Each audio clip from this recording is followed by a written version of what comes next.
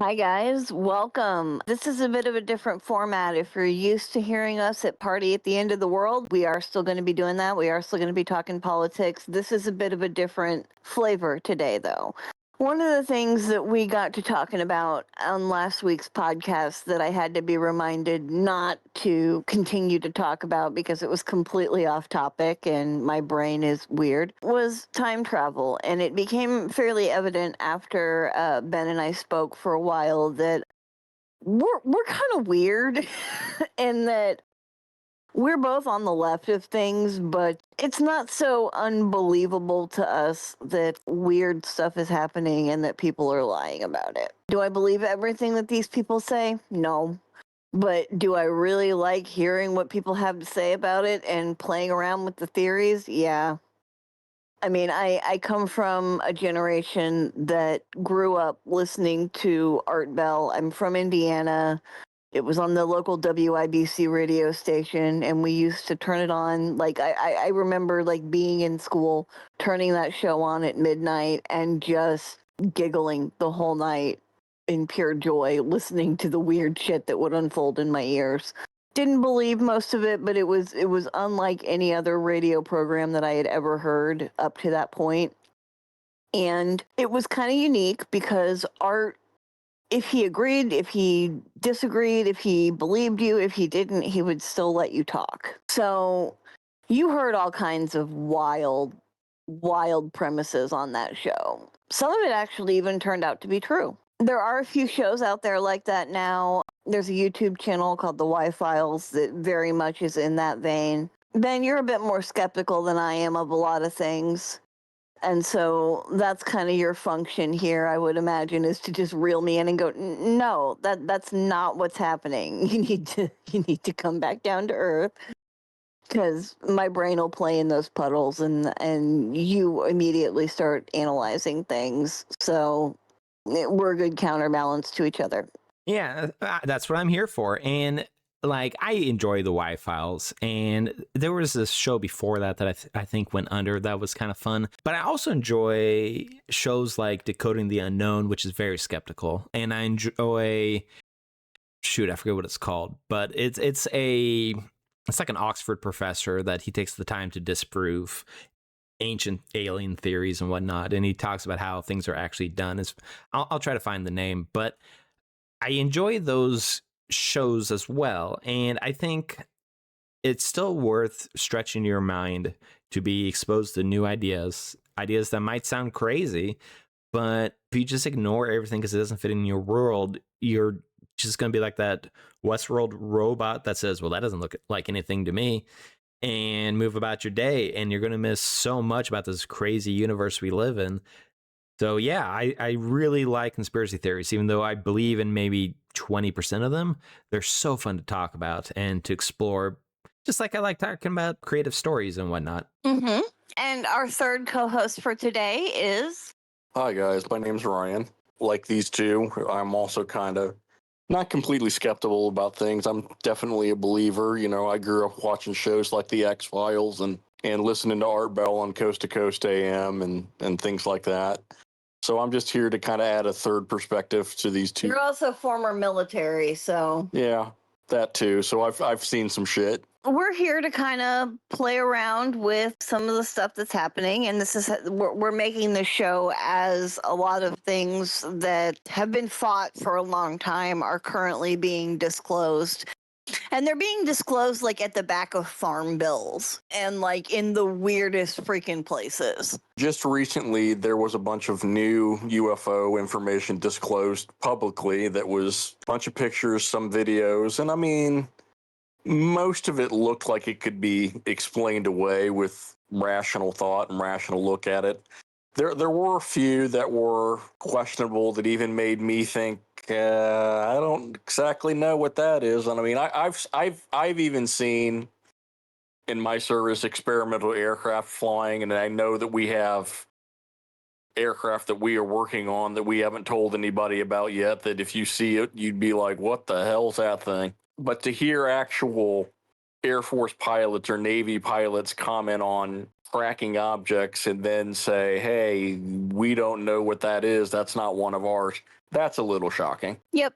I think there's a lot of strangeness about those files. Some of it can be explained away. Like there was one balloon that turned out to be a stormtrooper, like from Star Wars, balloon that kind of floated off on its own. And we spent who knows how many thousands of dollars tracking this unknown image, and some dude on Reddit figured it out. And those stories are kind of fun. The other YouTube channel I recommend for skeptics, I found its name. It's World of Antiquity. And help me out here. Antiquity? Antiquities. Antiquity. I have a history degree and I never was able to say that word. It's kind of embarrassing. It's kind of like I have a hard time saying negligence. I have to say it slowly because it's, and I work in laws, and yeah, it's crazy. Anyway, go ahead. So, I mean, like, they are disclosing stuff. I think when it all shakes out, we're going to find out that 90% of this is stuff that we're testing for our drone program or for our own mass surveillance stuff. But there is stuff in the sky that is moving in a way that is... seems to defy the laws of physics. I wouldn't be, me personally, being a retired Marine, I've seen stuff come out of the ocean that I can't explain. I'd be more worried about what's coming out of our oceans and what's under our oceans than what's coming out of the sky. I mean, there's even military records going back to the 1920s with like the Shackleton expedition to Antarctica that reports of them seeing weird glowing lights under the water and weird things coming out of the water. So, and we really haven't explored the oceans. We have no idea what are in our oceans. So the thing with those is if you were to hide an alien race, oceans, Antarctica, far side of the moon all makes sense. But it also, you guys have probably all heard of the God of the Gaps argument from theists and atheists and their arguments. And you can almost apply that to aliens. Aliens are just where we aren't. But at the same time, the argument also runs into the problem is, yeah, if aliens are here, they would be where we're not, because that would be logical. So it's kind of a catch-22 as far as if the aliens are real, then they would probably be where we don't see them. But if they aren't real, then where we don't go, that's where the craziest stories are and the easiest to make up there being aliens. So it's hard to prove or disprove. Basically, I mean, what you just described there is the Fermi paradox, which for those that don't know what the Fermi paradox is, basically says that the aliens are out there, but the paradox of it is that we're just not advanced enough for the aliens to interact with us, or we're sitting in like the dark forest theory. We're in a part of the universe where we're out here by ourselves and we're just isolated from everybody else. I have some theories about this, but they're crackpot and they sound weird. So the issue of the dark forest theory is that you're alone in a forest and there's predators out there that can get you. And by broadcasting, you're attracting those predators. And so our first message from alien life might be quiet, they're listening. But the issue I have with the dark forest theory is that if that is the case, our secret's out. Absolutely. Mm-hmm. Yeah, life indicators have been around since oxygen 3 billion years ago. So, and that's the issue, is we have so much time for an alien race to have evolved, scattered the galaxy with von Neumann probes that would locate life, destroy life if life develops, or watch it or craft it on where it wants to go. That's my issue with the dark forest theory, and really almost every Fermi paradox theory, is that time becomes your enemy in those kinds of theories. You are assuming that time is linear and we don't know how to move through it. I mean, I'm a big believer in that some of these craft that we're seeing might actually be interdimensional, and that they could possibly be from a different timeline. I mean, what if what we are seeing are humans from the future coming back to observe us? I've heard that theory. So here's my argument against that, and it's also an argument against aliens in general. is that our military and stuff is probably about 30 years away at most from having realistic invisibility cloaks. But in fact, we probably could cheat it now using cameras. I know that wouldn't stop like infrared and stuff, but it would at least we absolutely can achieve it now with cameras. We are totally there with camera technology. Yeah. So if we can now, if aliens are, and we're not talking 10,000 years more advanced, we might be talking a billion years more advanced than us. If they're that far advanced, why can we see them? There is an argument against this, so I'll give both sides. We shouldn't be able to know that we're being monitored if a race is that advanced. Now, the argument against that is biological life, we have to assume, follows evolution. There's plenty of creatures that evolved separately, so it's convergent evolution. There's plenty of creatures that evolved separately that showed their territory by being seen, or they would mark their territory by being seen. Maybe that's what the aliens are doing. Maybe they want to be seen, but don't want to interfere. So they're kind of doing this half being seen thing where they're being seen, but not interfering with the natural progression. I could see that an animal having evolved would have that in mind, because that would be like a, hi, I see you, but I don't want to interfere. So why are we applying human logic to beings that we believe are 1,000%, more advanced than we are? Why are we applying our logic to this situation? I wasn't. I was applying animal logic. So that's actually one thing that, yeah, humans, I guess, do it, but a lot of animals do it across kingdoms. It's not even just mammals. Like lizards do it, amphibians do it, fish do it. Like like any vertebrate does that. And I don't know enough about biology, but I assume some invertebrates might do it too, where they kind of do a show of force to say, hey, don't come near me. No, I get that part of it. What I was actually talking about, because I have a wildly different theory on this. Like everything you're saying absolutely checks out if that's the way it's occurring. I don't think that's the way it's occurring. I think they're letting us know that they're here because there's a greater manipulation play in play. I think that it is stupid to assume that somebody that far ahead of us has entirely our best interests at heart. Did you ever see the episode of The Twilight Zone where the alien race comes to Earth and there's world peace like overnight? Everybody starts getting along together. Everybody starts talking about going to this alien's home planet, but they're cooking us. And that's what you find out at the end of the episode. Like, this is a very famous Twilight Zone episode. Do you know what I'm referring to? I've seen the skit. It's available on YouTube, guys. Not skit, but the ending, I mean. I think that that's more likely. I think that if Earth is existing the way that it is and we've had no contact with life for this long, I think it's probably because we are either some sort of extraterrestrial prison or genetic repository. So have you ever heard of the book or read it called Childhood's End?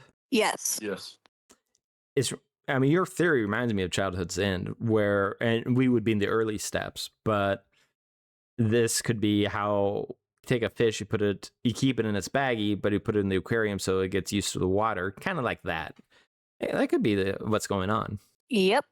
I mean, my personal theory on what's going on is that I personally believe that humanity in general came from the stars, and that kind of these aliens, if they exist, are kind of following like a Star Trek style prime directive, in that they're allowed to observe us, but they're not allowed to interfere Until we get to a certain we get to like a certain point. Like, I mean, you'll notice that with a lot of the people that are really into the UFO and conspiracy theory stuff, cite the fact that when we started with the atomic weapons and started with nuclear weapons, the increase of UFO activity or UFO sightings increased like tenfold around that time. So I think that maybe splitting the atom on a universal scale sends up like a giant flare to anybody or anything that's out there that says, hey, this civilization has evolved to this point to where they can now destroy themselves or destroy others. Yeah, I think you might be onto something. Now, whether or not it's a prime directive or like we were saying for Childhood's End, it's definitely something where if aliens are real, they're tipping their toes into it.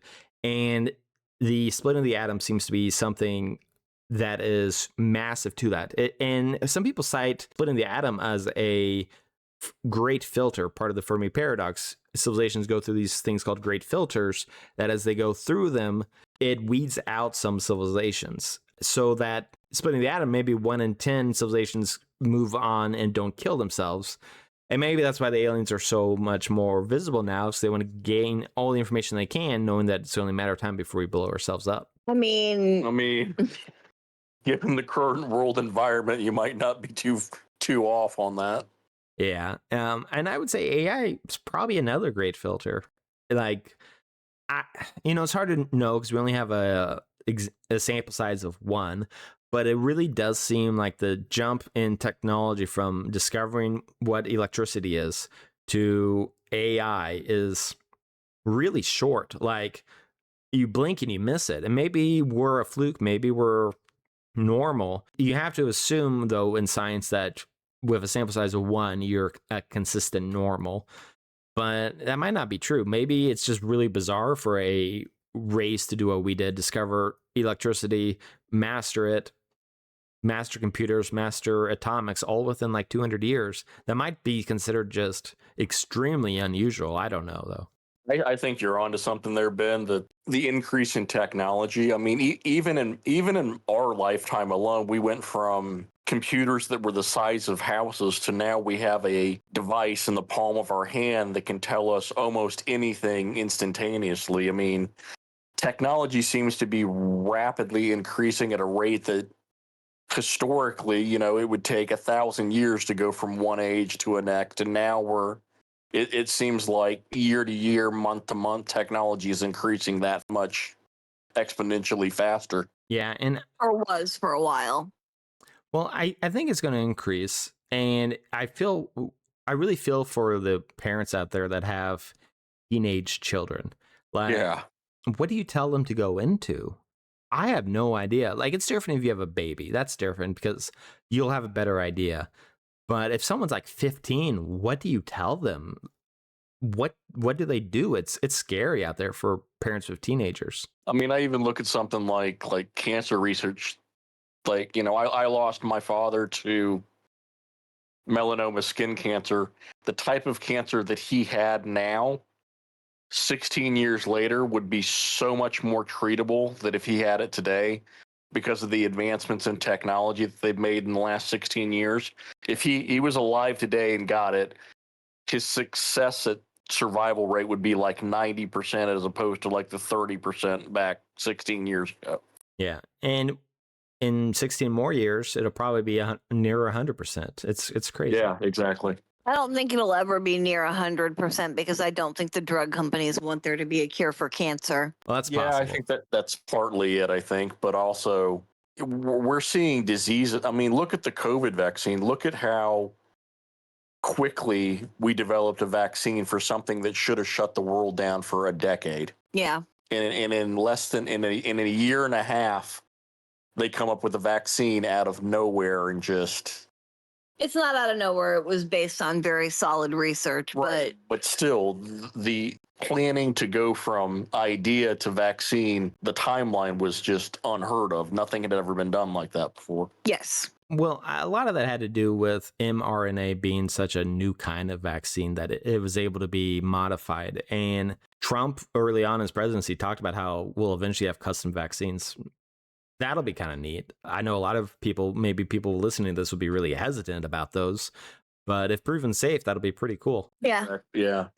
I know that it's really awesome to be a vaccine skeptic these days, but as somebody who's chronically ill with a lot of things that cause me to have my immune system suppressed at different times, vaccines are fucking amazing.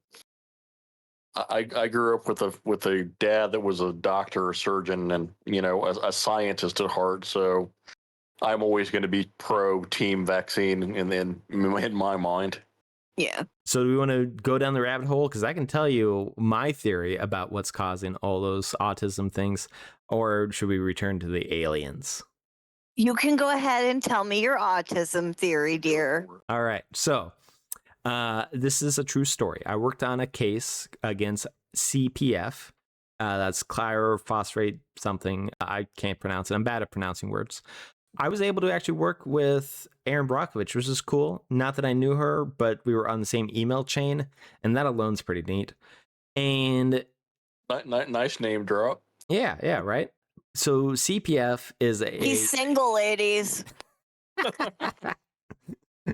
Unfortunately. So CPF is a chemical the Nazis invented because they were running out of Zyklon B. And if you're murdering a lot of people, what are you going to do? Well, what you do is you come up with more ways to murder people. So, I probably shouldn't say the N word, Nazis. I'll bleep out. I'll bleep out. I think you're all right.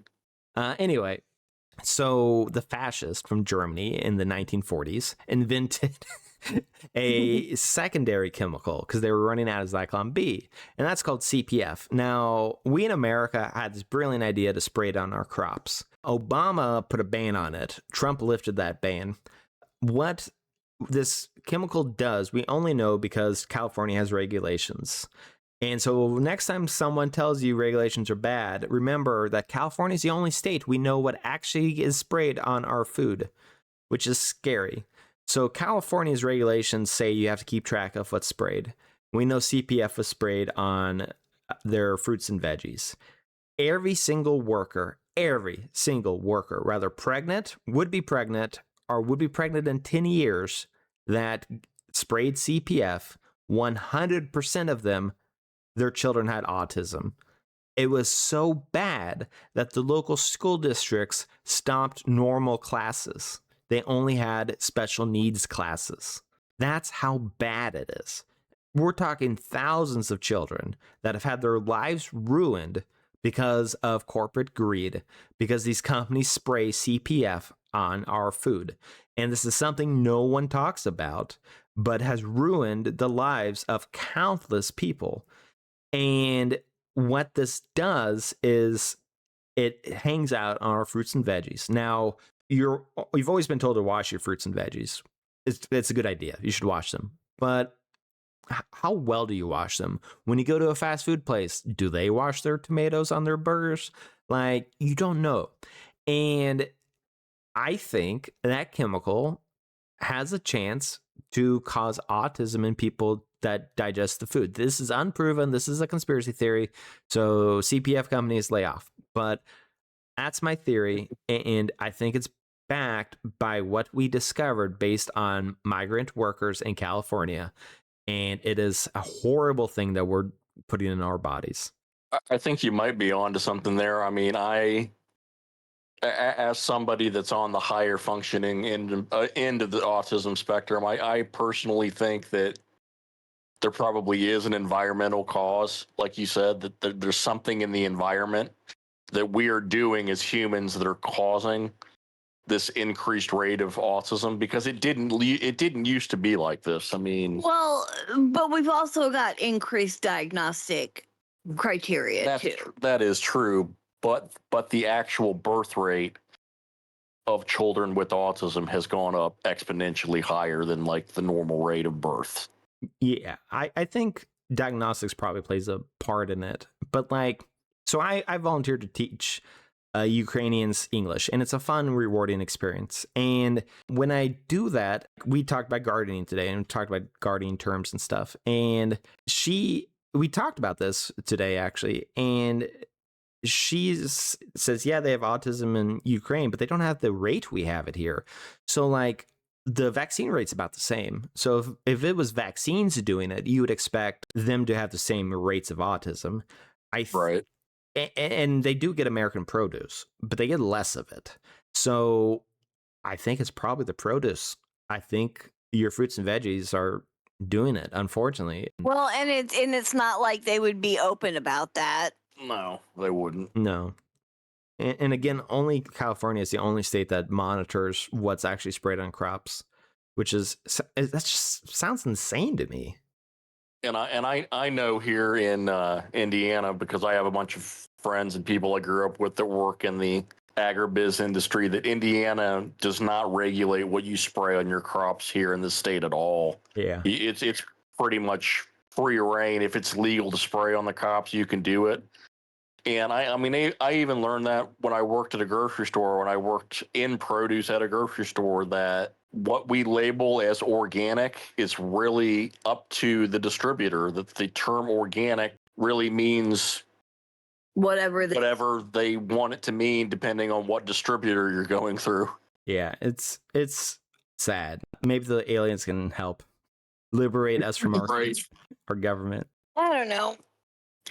I think maybe we're a DNA farm. It would explain why nobody ever comes here and why we're still in the Stone Age compared to where everybody else is traveling around the universe. Because if they can get here, they're light years ahead of us. So if they can get here from somewhere else in the galaxy, they're infinitely more advanced than we are. So counterpoint, and at Yeah. least just more of a devil's advocate thing, but because this disagrees with what I even said earlier, but we don't know what the high end of technology is. We assume that high end would be something like Q level, you snap your fingers and, you know, flash of lights and stuff, but we don't actually know. We might, we know we're not there, but we might be 500,000 years away from there. That's possible. That's something that we have to take into account, that we don't actually know what the high end of technology is. Yeah, you are correct. You are correct. And again, most of this is just, we like to play around and talk about weird stuff all the time. We just thought we'd bring it to you guys. Like, this is a very normal conversation that the three of us would have. We just thought we'd share it with you. I mean, me personally, I'd kind of like to know if anybody has actually personally seen anything in the sky that they couldn't explain. I've had in my lifetime 2 experiences where I've seen things in the sky that I couldn't explain, and to this day, I still have no idea what it was that I saw. Tell me about it. My first one, I saw something as a kid. It was like a glowing orangish reddish ball that I saw floating in the sky, and it just kind of was hovering there about 150 feet up. It wasn't doing anything, wasn't like making a sound, just floating there it looked like a ball of lightning almost, but it was just hanging in the air. The second one that I saw was when I lived down in Texas. I saw this gigantic, almost like flying wing. Yeah, that looked, I mean, my first thought was like a B-2 bomber or something like that, because it was like a flying wing shape, but it was like translucent, like it was cloaked almost. That was the creepy part about it. Like, and this one actually did make a low-pitched humming sound, and as it turned, and you saw and the moonlight caught it, you could see like the reflection of it, that it wasn't completely invisible, but you could see like the outline of it, I guess. You probably saw testing for some of I saw testing for something. Mm-hmm. I'm pretty positive on the one that I saw in Texas. It was some sort of, I would venture to say, given the area that I was in Texas, probably a UAV that they were testing, some sort of new drone technology. So makes the most logical sense as to what it was. So are you familiar with what ball lightning is? Yes. Okay, I'll go ahead and say it for viewers, but so ball lightning it's been recorded since ancient times, and it's this mysterious lightning that kind of moves in a sphere, hence the name, and it's often in ancient tales is associated with the gods like Athena and or Zeus or whatnot. I forget who exactly in the Odyssey, but anyway, it's associated with the gods, and it's really mysterious. And as far as I'm aware, we don't quite understand it. But the first one sounded a little like what ball lightning is. Yeah, that's what kind of my thought on the first one might be, is that because it was storming at the time, and it just kind of, hey, look over there, there's lightning, and then there's this like glowing orb floating in the sky. Yeah, ball lightning's just cool. And they mentioned that in the Senate hearings, that it's possible a lot of these things are just atmospheric disturbances that we don't quite, that we just don't quite understand yet. I've had a few experiences, but I will sound like a nutter butter if I tell any of you any of them. So I will not be doing that at the moment. I'm not there yet. How about if we get 100 likes? Yeah, if we get 100 likes, I'll tell you whatever the heck you want to know, but I will sound like a nutter butter. That sounds fair. Yeah. I've actually never seen anything unusual in the sky. When I was a kid, I wanted to so badly, but anything I could think of was probably just a satellite or something. I've never seen anything wild in the sky. Although the first time that my dad as a kid took my brother and I, we went out to Yellowstone, and the first time that I saw a satellite up in orbit, even that was just magical to be in a place where you're so far away from all the light pollution and the just pollution in general to be able to track satellites in orbit. That was pretty cool. Mm-hmm. Yeah, my experiences will make me sound like I am on a different planet. So we're not ready for that yet. Were you on a different planet? Maybe. I don't know. You know, there's a book in the Bible that they think might be an alien abduction story. Yes, there are a few that kind of track that way, actually. Yeah. I do think that if aliens are real, they have visited in prehistory, in history, but I definitely think Ryan's right that atomic age is when it really kicked off. Yep. They are watching what we are doing to each other in the same way that we might watch animals in captivity. Mm-hmm. You want to hear something really cool about that is this comes from the YouTuber Isaac Arthur. For those that haven't checked out his channel, it is amazing. And in that channel focused on futurism, and it brings up what a billion-year head start civilization would look like. And at that point, we start to have society that population starts to become ridiculous. You might have a quintillion people in your population. And when you think about that, and you think about how a quintillion people, you could have the same percent of people that discover ants on Earth. Say there's, 10,000 ant people on Earth. If we pair that over to humans, you might have a billion people that research humans and their alien civilization. And it starts to become ridiculously large in how big their research teams could be, which is just cool, I think. I don't know. I tend to think that it's possible that we've had contact with them for a while, at least on a governmental level. A lot of the technological advancements start to make a heck of a lot more sense when you think about retro engineering. But again, I'm not saying that humans are not smart enough to come up with this shit on their own. Obviously, we are very smart. We have done quite a few things. But some of it just doesn't make a whole lot of sense to me when you look at history and patterns of technological development and that kind of a thing. Like the time frames or what are not making sense. Not the fact that we got there, but the fact that we got there much quicker. Yeah, no, I agree. But with a sample size of one, it's hard to know. If we found another civilization that was similar technology to us, that would be the greatest discovery. That'd be even greater discovery, I think, than an advanced civilization. Because the likelihood of a civilization of our same technology is so remote that we'd be able to learn so much about what to expect moving forward. Like how common alien civilizations are if one happens to be in the same 100-year time period we are. I don't know. I think that there might be something a bit more nefarious going on here in general. I think that we have been sheltered from contact for like a lot of reasons. I think a lot of those reasons have to do with the fact that any time that we get near each other, one group starts killing another. It's not exactly something you want out in the universe if there's, people coexisting. We have a penchant for empire. We have a penchant for conquering. We have a penchant for doing things that don't really work in a more communal society. No, you're right. I've heard humans described as space orcs before. We have a lot of abilities that a lot of animals on our planet don't have. And, right. Like human breaking a bone, you can kind of shrug it off. Horse breaking a bone, not so much. Things like that.